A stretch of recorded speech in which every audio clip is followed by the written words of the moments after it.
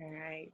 So, hey there, everyone. I am joined today virtually via Zoom with Lytton St. Stephens, correct?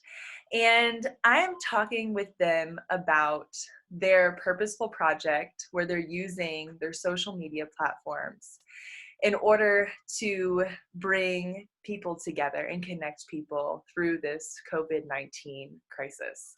So I'm so happy to have you here today, Lytton. If you could just take up some space and introduce yourself, introduce your pronouns, introduce some things that you do in the community, and just tell us a little bit more about you. Sure. Yeah, absolutely. So first of all, thank you for asking me to be here. I appreciate it. My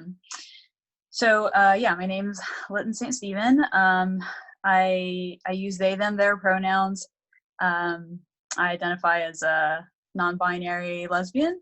And so as far as like community involvement goes, I work in criminal justice reform kind of for my day-to-day work.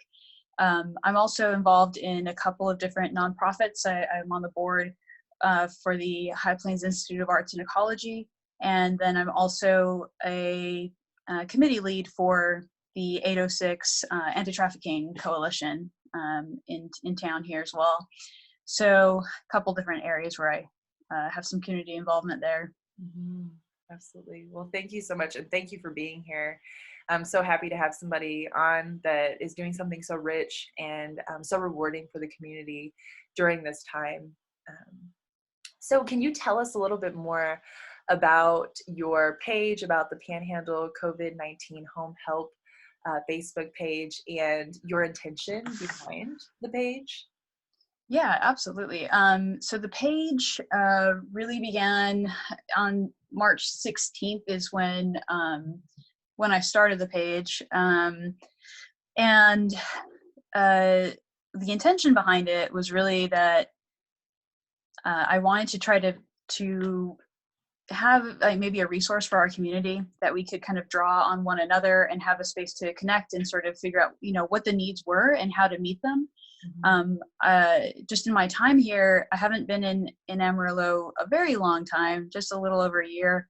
And in that time, I think there's just a really rich sense of community here. And so I know based on other projects that I've worked on that there is a lot that we can draw on. And so my interest was to try to see how we could sort of connect each other and connect with each other and find out, how can we help protect our more vulnerable populations? How can we make sure that we can, be a resource for each other as this ramps up? And I think that we're kind of in for, a rough time. And I think that, the best way to there's so much strength in community. And that's just been shown to me time and time again in my own life, just very personally. And then just based on like what I know about how, we move through difficult times historically, community has always been a crucial element in how we overcome and how we, get through. So, to borrow a phrase, we are stronger together. I fully believe that. So it was really just a means to try to connect us and make us, give us a place of cohesion. Yeah, absolutely. I love that. Yeah, as a community, even historically, like you said, there's just been an overcoming that comes from connecting in groups. I think that's just such a beautiful thing to highlight. So can you discuss also just the growth of this page? Because I found this page because of a friend, and it was only maybe a couple of thousand people on the page at that point, and that's still a lot for a Facebook page, right? So can you just tell people, you said it started March 16th, probably I would guess with yourself, some friends. How has it grown? Yeah, on March 16th, when I opened it, and I opened it kind of late in the evening because I had gotten home from work and was like, I gotta get this done like sooner rather than later, else I'll just put it off. So I didn't want to do that. So when I went to bed, actually I think when I went to bed that night, there was a couple hundred people, and then I kind of figured it would plateau about there. That already seemed wonderful. Like I was excited about that because I thought, a couple hundred means like that's a couple hundred more people we have to draw on and et cetera. So then I woke up and we were a couple hundred more, and it just kept growing. And then like as of now, it's at 16,500 people, 500 members. So we're still, tomorrow it'll be 2 weeks old. So Wow, that's huge. yeah, And I think that those numbers just show the need for it, you know? right. For that many people to be interested in one space. It just shows you that even during this crisis, there's this reflective experience that everybody's having together, right? I mean, there's not a lot of pages where you'd have that many people interested in the same thing, but everybody's interested in livelihood right now, and everybody's interested in connecting and even being generous and helping other people, you know? So Yeah. I just think that's so amazing. So many Yeah, I layers. think what it showed me, just with how quickly it's grown, and you're saying that many people being interested in this, really told me, what it tells me is that there were, all those people existed. All I did was really provide a platform for them to connect. And so Mm. it's so much more about like the community, and there are so many wonderful people here, as you say, who either want to be able to give if they can, and then there's, it's important that people are asking too. So I always want to highlight, it's wonderful that people want to give, but I'm so glad that people are being vulnerable and willing to ask for the help that they need Mm. to get through this.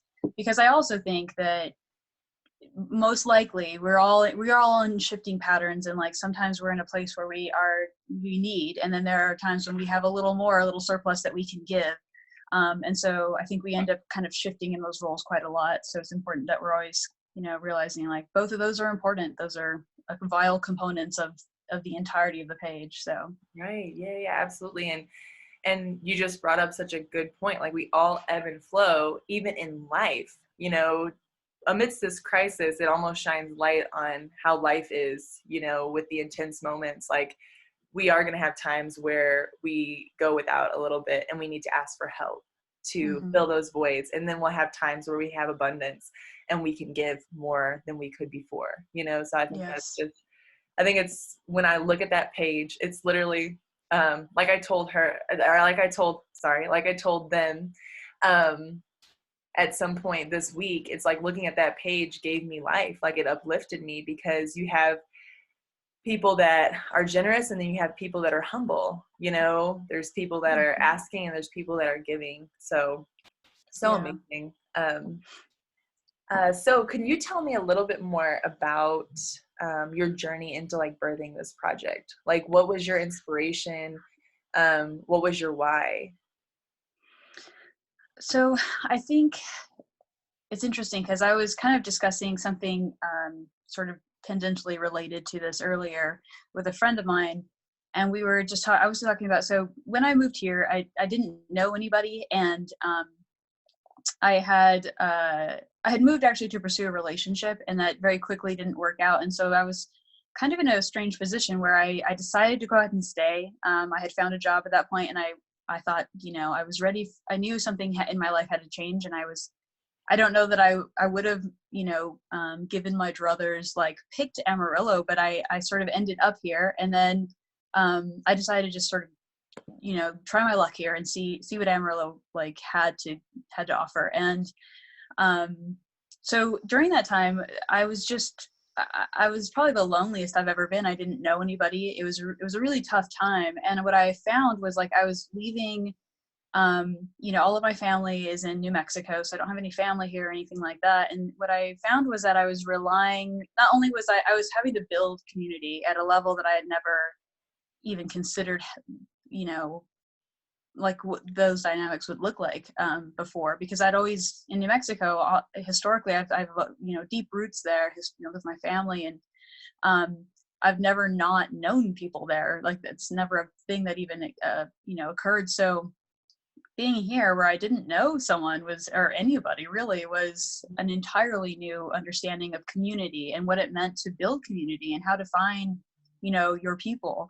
And so I think it's really made me think so much more deeply about what community is and what it means and how do you find it and how do you create it than I ever have in my whole life.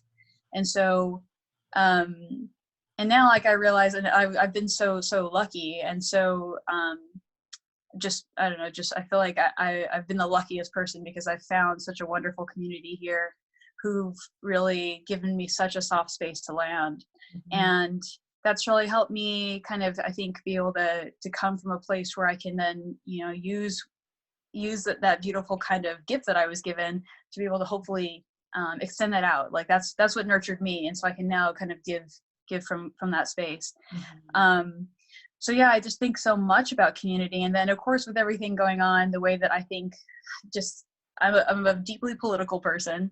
I Mhm. think quite a lot about politics and how they affect us at the most basic level. So I think a lot about like hierarchical structures and community versus like community-based structures and what that looks like. I think a lot about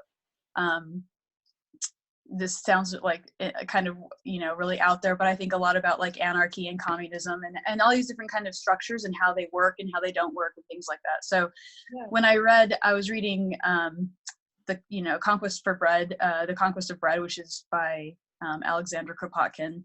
He's a well-known anarchist, but he has such a wonderful thing to say about what he calls like Kropotkin circles, and it's essentially a space where people can kind of kind of give what they maybe have surplus of, and then take what they need, kind of a thing. And Mhm. so I was just thinking about this a lot with our political environment. I think there's so much that we're kind of coming back to our core, like our basics of how do we, the 99% of us, how do we provide for each other? How do we help each other Mhm. in a situation, in a political structure that I think is really kind of geared at more like predatory capitalism than I think really caring for one another. Capitalism is well known for like forgetting about you, what your needs are, but never forgetting what you owe them. So it makes it really hard to survive like day to day. Sometimes I know so many people who struggle, and so um, anyway, that I think that's where my brain was with a lot of this. This is where kind of this came out of all of that. Those are things that just tend to kind of um, be things I think about on a normal, day to day kind of basis. Mhm. So yeah, I guess that's kind of where my space was. Mhm. So even before this happened, it's something that you've always taken an interest in, is maybe how you could build a community around you that works in a way that's more true to your beliefs, and really for some, and I would also agree, uh, really is best for everybody. Mm-hmm. As far as like, this idea of taking care of your neighbor. Because I saw you said that on your page, you have really structured it so intentionally, so that people are telling you like where their locale is, if they need something or if they're giving something, and that, like you said, on the page, will give you more of like opportunity to help your neighbor. So if Right. you're in this part of town, if you're in Wolfland, you say that, then somebody who's on the page who's in Wolfland who has, canned beans or paper towels or whatever they need, can just help their neighbor, and Yeah, absolutely. I think, we're most likely to get what we need. It's most available to us, from our neighbors. Mhm. Um, and so that's why initially I started the page thinking it would just be sort of Amarillo. And then it very quickly became quite a few of the surrounding areas. So I changed the name sort of quickly there. And it was like, well, we'll just do the Panhandle. Right. That seemed a little more appropriate. But you're right. It is a very much a neighborly kind of thing. And I think, like at a very practical level, and then kind of at like a theoretical level as well, like who it brings into question, like who is our neighbor. And I think we are all one another's neighbors when it comes down to it. And I think so much of community works best when we are caring for the most vulnerable amongst us. If Mhm. they are cared for, there's no way that those of us who are more able are not going to be cared for. That's just sort of the basics of I think like non-hierarchical communities, is that if we take care of our most vulnerable, there's no way that we won't also be also taken care of. So it's just like Absolutely. it's a no lose situation. Absolutely. And just for people out there, of course, a lot of us have heard from the news what would be classified as most vulnerable. Do you reiterate that on your page? And what would you consider to be the most vulnerable community that you want to help within Panhandle? It's interesting because I feel like as we've gotten more and more information, and that information changes daily, really, with COVID-19 and in our understanding of it and how the virus is mutating and changing. But so initially, I think it was understood that, of course, those of us who maybe are immunosuppressed, who are of like the 60 to 65 age range and up, young children, pregnant women, like, I think there's anything of those kind of natures, those tend to be maybe more vulnerable. But what we're starting to understand is not only are they necessarily more vulnerable in that it's not that others aren't affected, others are very much affected. Those considered in like the kind of like healthiest age ranges from like teens to, in your 50s or so, like right in there, we're finding that they're deeply affected by this as well. So I think it's really a matter of like, we are all technically, more vulnerable, but it's really a matter of like, well, how can then, I think what's shifting is how can we, as we were talking about the give and take, like it's going to be the case as people become sick and others are well, and as people recover and vice versa, there's going to be so much ebb and flow of who can help whom. So I think it's just changing really to try to figure out, of course, always protecting our elderly, those who are less able to kind of maybe don't have community around them, or who are in a space where they don't have as much of that. That's always going to be a focus. I always want to make sure that we're caring for those folks. That's really I think it's shifting a lot, but it's always going to be anyone who doesn't have as much support really is essentially who I want to make sure that we're not forgetting about them. The people that I think that we historically and societally, in the society that we live in, we tend to forget so much about those who are not kind of as visible. Mm-hmm. So those are people who are disabled, or maybe are, like I say, our elderly, our children, people like that. Absolutely. So are chronically ill, all of those, I want to make sure that we're keeping all of them at the forefront of our mind. Absolutely. So I want to give them a sidebar. Basically, and correct me if I'm wrong, Lytton kind of created this page. It seemed that their intention was to provide material goods to people along the way. Would you say that's right? Mm-hmm. Yeah, absolutely. So now I have another question has it grown into something where people are connecting? Have you seen posts where people are connecting, or have you posted yourself where people are asking about FaceTime connection or setting up friend dates or anything like that for people that are feeling isolated right now? Definitely true. I think, it's interesting because I think that some parts of it, so yes, you're right. To start with, it did become a thing. Initially, the intention still remains. Our main goal is to, provide food, medication, things like that, whatever we can get that kind of what gets you to the next day, what keeps you alive, what keeps you functioning.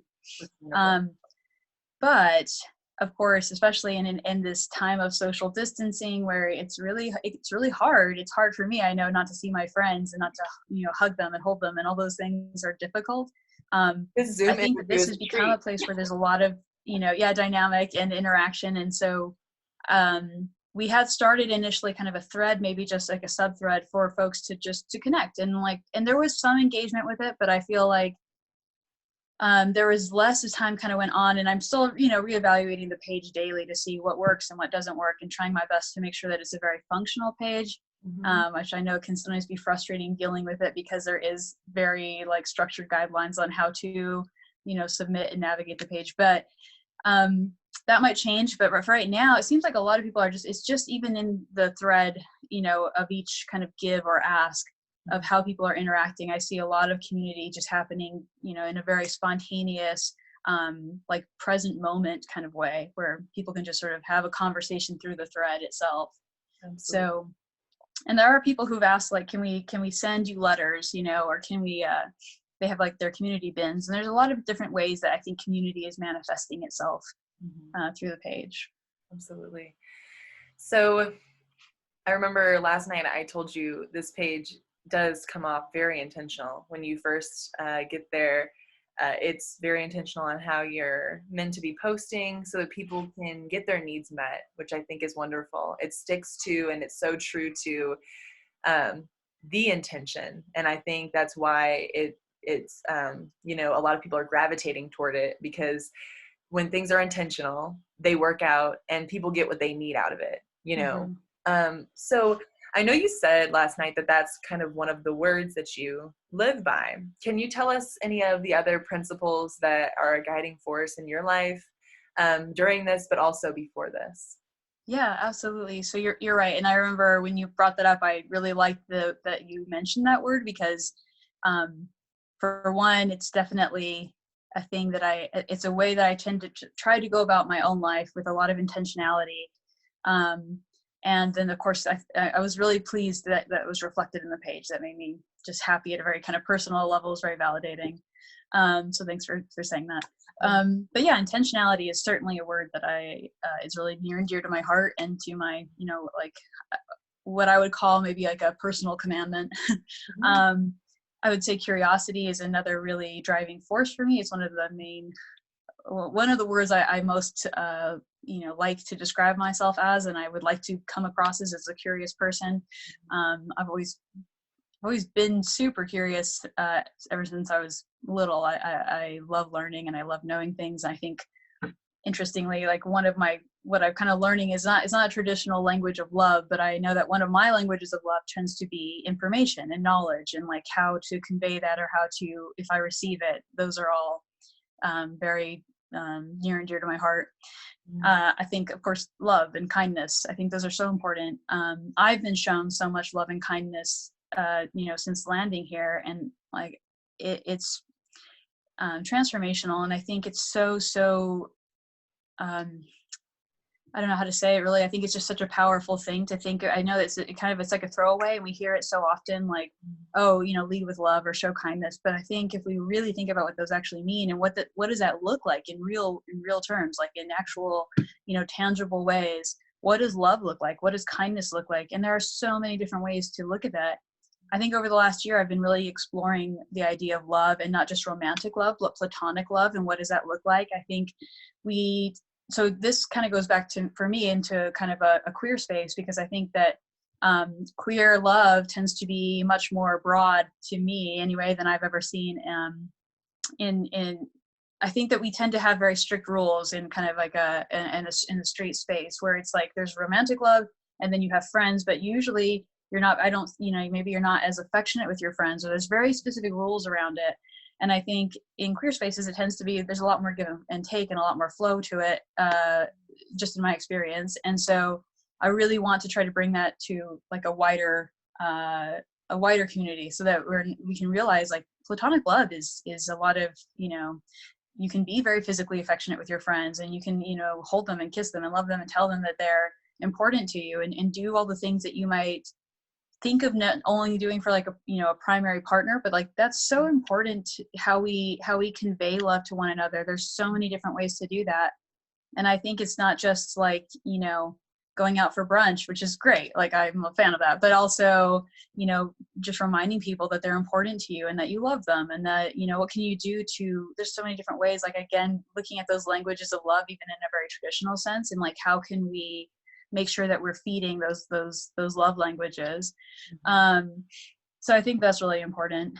And then like a big thing for me is ecstatic temporalities. It's a huge motivating factor. I think I'm a person who has a lot of anxiety, like a very clinical sense of anxiety, and has I've struggled with depression in my life, with clinical level depression on and off through my whole life.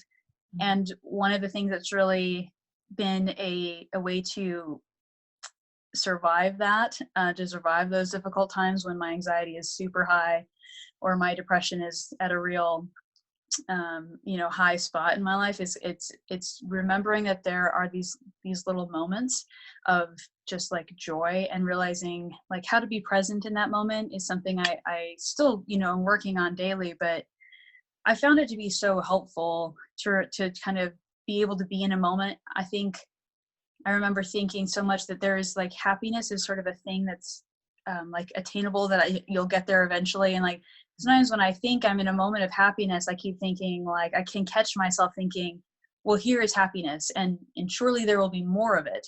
But what like realized that I was failing to grasp was that that moment itself was happiness, and there's so much to be gained from that, just that moment, without seeing the moment and then looking immediately to the future. I don't know if that makes sense. I think, but for me, a lot of what the exact temporalities is not looking into eternity, because I think eternity has the trouble with eternity to me is that it can collapse meaning, and it kind of can negate truth. And I think that what we do have though is this moment right here, right now, and we can gain and pull so much from that if we can kind of, I think, realize that instead of always looking to a future. If that makes sense. Absolutely. It does make sense. And, as a yoga instructor and a meditation guide, there's so much truth in that. And what I teach is that, this present moment, if it's just that, it's enough. Mm-hmm. That like this present moment of joy, like you said, is just, it's enough, because I believe that we choose to see the joy sometimes in moments, and then in certain times of our life, if we feel we're in a dark space, then we choose not to, even when Right. there is joy present.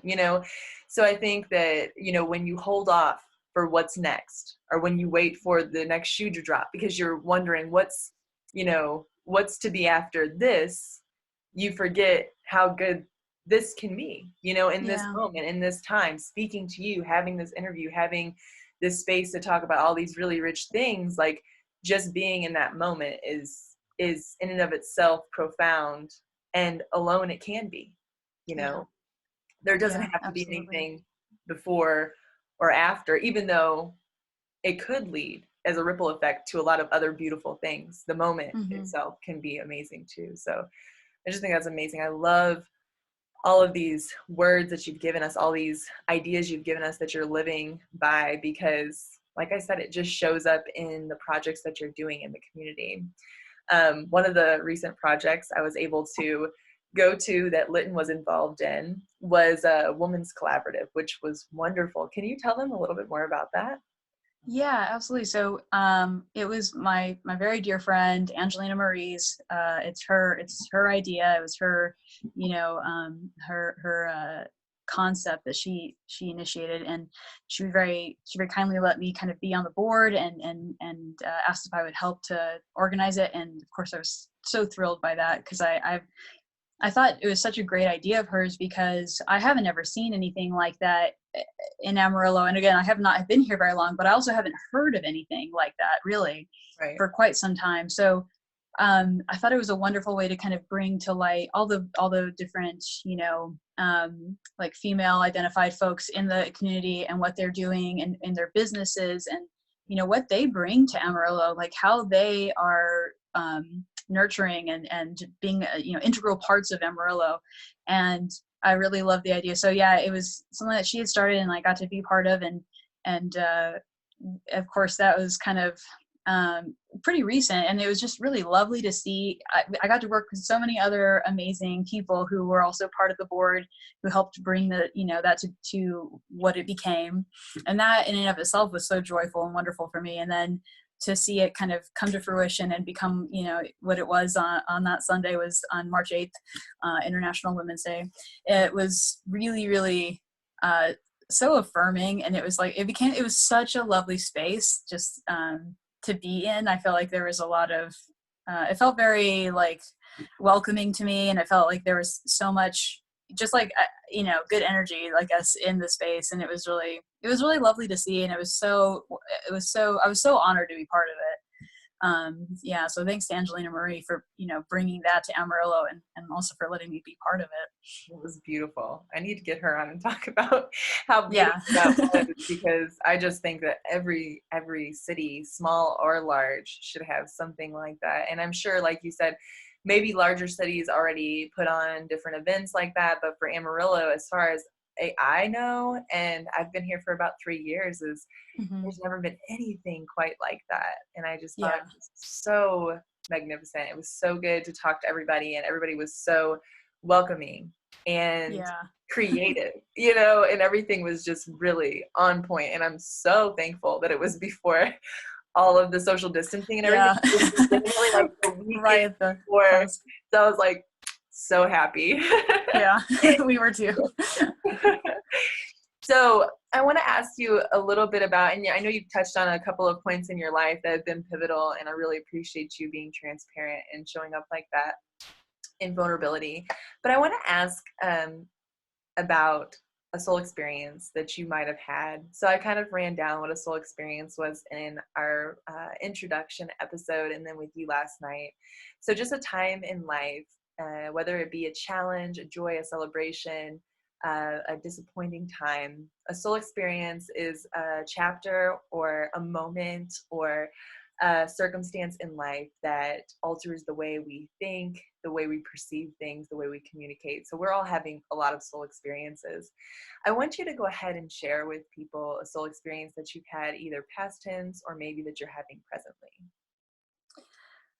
Okay, so I'd say for me, this is still sort of a recent, I feel like I'm still kind of um, in a period of a lot of like change because of what I would attribute to what you're calling a soul experience. I think for me, it would have to be, let's see, I was just a little background. I was raised in a extremely religious background, and I was homeschooled through my whole life. Like, I think it was kind of technically a cult. And I know people sometimes think that I'm being facetious, but it was a literal cult. And then again, I was homeschooled like through my whole life, and so I had a very kind of extreme background, childhood.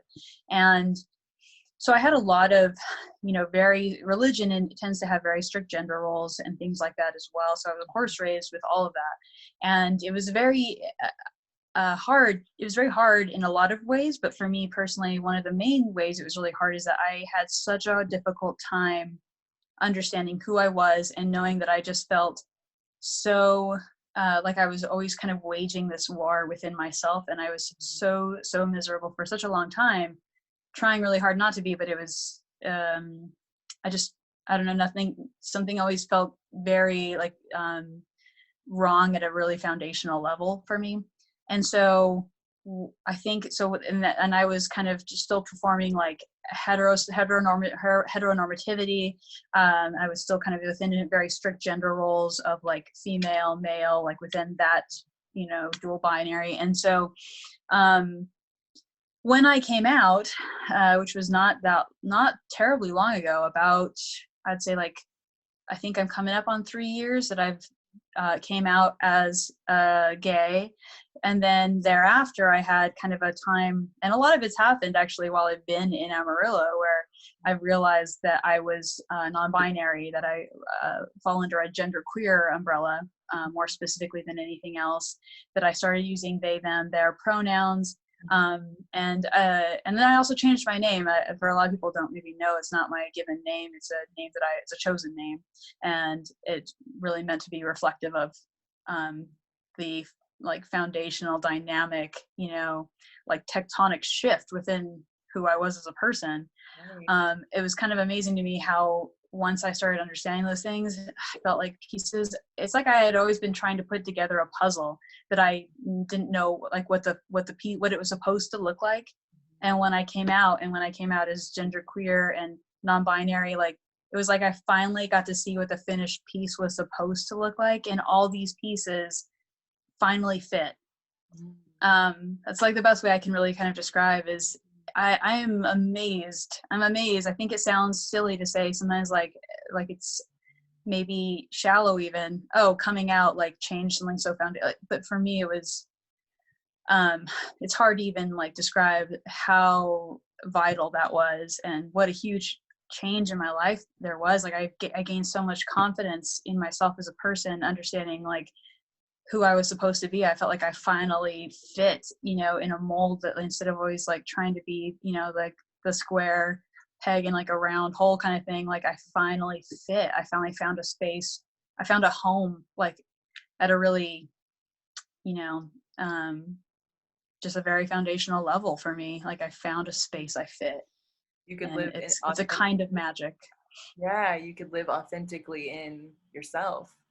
Yeah. So from that, what did you take away from that experience? Like, what did you learn? Because, I mean, I've never lived that experience, but I can only imagine how much courage it would take, especially with the background you have, just how much courage it would take to come out of that kind of rigid background and come out of what was normal, which a lot of people equate normal with comfortable with good, and those things Mm-hmm. don't always go together, you know? Right. So what did you learn during that time? It's like takeaways, I guess I would say. Um, I think I learned that, it's so, I think there is a lot of fear. And I was, in a space where I was like a lot more, I don't know, kind of, I had like more support in different ways. It Mhm. wasn't always like maybe support that was as healthy for me. And I didn't really understand that. Like I have family and they're wonderful, lovely people in many ways, but we definitely don't see eye to eye. They have very strict ideas of who I should be. And I have my own ideas of who I should be, Mhm. and who I actually am. So we don't always, fit there. I feel like I've always sort of been the black sheep of the family, but Mhm. it's a space that I'm learning to embrace. Like it's a space that I'm learning, I often very like sort of affectionately refer to myself as a fragile freak and weird, and all those things are like, to me, I just realized that's not a bad thing. I'm happy to be weird and to be a little bit of a freak. And I think there's a lot of strength and fragility and invulnerability and all those things. Like I'm amazed at how much. I guess the best way to say it is how much power and strength there is in realizing like our negative capabilities. It's like the underside of what we are told, as you were saying, like normal, those kinds of like what that equates to happiness. There's an underside to that. Mhm. And I think we often don't look at it because it is terribly frightening to look at the unknown and what does, massive change. What does that look like? How is that going to affect us? But realizing that like I'm kind of I'm a culmination of all the things I thought I could not be and I thought I could not do. Mhm. And an enormously powerful and confident like place I can sit in now. Mhm. And it's not to say that I don't have my own fears and my own like things that I'm scared of and frightened of and don't know. There's so many of those as well, and I think they always will be there. But it's a very different space. So I would just say, like your negative capabilities, your negative spaces are there for good reason. It's like, and I have a little bit of a background in some research, and like there's so much to be learned from what we don't know is as powerful, if not more powerful, than what we do know. Mhm. So I think that's really like maybe the takeaway I would say for Mhm. me anyway. Absolutely. Absolutely. Well, thank you so much in sharing that transparently and just giving people, especially heterosexual people who don't have the same experience or might not even know someone with that experience, just giving them a verbal description, of how that feels to fall into place, to feel Yeah. like you're those puzzle pieces and you're just like, now it's locked in, and I Hmm. think ultimately that sense of peace is beyond anything you can buy, anything you can purchase, anything like that. Peace is worth so much, and it's applicable to so many different situations for different people. It might not be a person who's stepping out of a religious family who's coming out and identifying this. It might be something that seems so simple as you're going to make a decision to go to a certain college that your parents don't want you to go to, or you're going to have, what I'm saying, you're going to decide to date somebody that maybe your parents don't necessarily feel attracted to themselves, Right. or whatever it might be, or you decide that you're going to switch careers, or you're going to move, or you're going to do this, or you're going to do that, because that pressure from family, like you said, even when they're good people and they're loving or there's good qualities about them, that pressure, and then the courage and bravery it takes to step out and kind of break generational patterns, right, Yeah. and normalcy generationally. It takes a lot of courage, but just to hear you talk about the peace you felt, I want everybody to take that away today, that if you're making a tough decision, to move from the space of what's normal for your family or from even your marriage or from your relationship or whatever it Or is, society, or right? Like, society. Yeah, your family's like a microcosm of society, I think. And so sometimes it's really just about like, how do you choose yourself? Like, all I can say is, I tell people this a lot. If you choose yourself, um, I think that's something I know you won't regret. Mm, I don't know what will come after that. I'm not saying and all the resulting, choices and occurrences in life will be easy, but I guarantee you will never regret choosing yourself. And so that's like that space of authenticity and being who you are supposed to be, being, most beautifully and vibrantly and authentically yourself is mm. so important. Yeah, choose yourself. I love that. I love.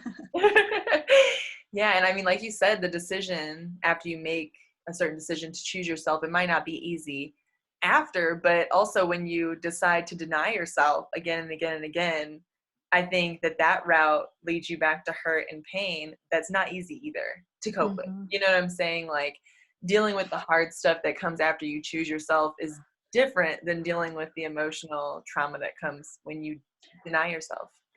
Yeah, I agree. I think it's very different kind of, I mean, there's always going to be pain in life, I think, but if you can the way that you handle it is so different. If you're handling pain that is like as a result of having chosen yourself, that's Mhm. so different than like trying to navigate pain that is a result of you trying to be someone you're not, or trying to be in a space that's really not feeding you in whatever way, or nurturing you in the ways that you need to be. I think in the end, we all know what we most need and what we most want, and who better to know that than ourselves.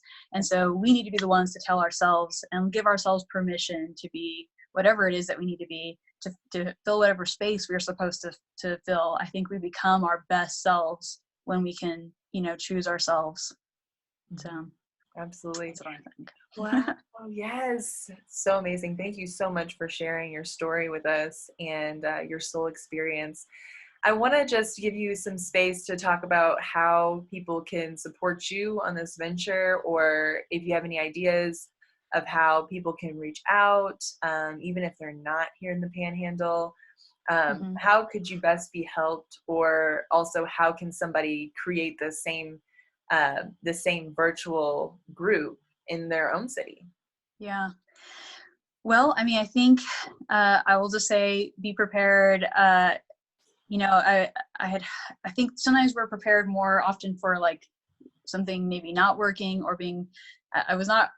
I personally prepared for this to become quite this big, but I'm adjusting as we go. But be prepared for. I think just be prepared that maybe it will become really really big and really successful, and like you have to be prepared for that as well. Um, so I would say, if you want to start this in your own area, I definitely recommend it. I think in this time and space, like we really need each other more than ever. So if we have a space where we can, it's kind of like it's a communal gathering spot that we have. Thankfully, in this modern age, we do have the internet, and we have this, communal grounds, i.e., the internet here. Mhm. So for everyone, almost everyone has access to that, thankfully. And so that's a good space to do it. Facebook happens to be one of the more broad, like platforms we have, but I'm sure there are others. I think as we grow, and hopefully as I think things will shift in pretty, um, dynamic foundational ways going forward, kind of post COVID-19, I think it's going to be an interesting space that we're all living in. And I guess I would just try to reaffirm, like, we have to continue to choose each other as well. Choose yourself first, but then choose each other. And Mhm. so, but yeah, you can definitely start. I was really kind of Facebook illiterate. Honestly, like, I had Facebook from back in the early days when it first kind of came about, but I didn't use it very much at all. And so this is the most I've ever used Facebook. I've had to like have a quick learning curve on exactly how it functions, but I've done it. You can do it too. So happy you So I have. would say it's a good place. But yeah, and then people, of course, can always reach out just to the page itself. They're certainly welcome to do that. I know there are others in the nation, other kind of similar sort of groups. That are trying to help just provide people with what they need. So I know there are other groups that I'm sure are available as well on, I know at least Facebook, they're definitely there as well. Um, and then of course, if anyone needs to reach out, they're always welcome to reach out to me personally, like on my own Facebook. I check my messages a lot. So I'm pretty good about being responsive there. And then, I mean, I don't know, I'm on Instagram. That's another place I'm really active there. So There's a lot of good ways to reach me. If you have any questions, I'm always happy to talk. If you can hear, I'm happy to talk. I'm Talking. so happy. Like, So yeah, you are. that's a good thing. Yeah. Oh my goodness. Yes. Well, I'm super happy that we were able to sit down today, and I appreciate you taking this time. And it's been such a pleasure and an honor to sit down with you and hear more about your story, your soul experience, and this really wonderful, wonderful project. So, Thank you. Thanks so much for reaching out. I really appreciate it and giving me this platform to be able to talk a little bit about it. It's really kind of you, and I certainly appreciate your time as well. So thank you for that. yeah. Thank you so, so much. I really appreciate it.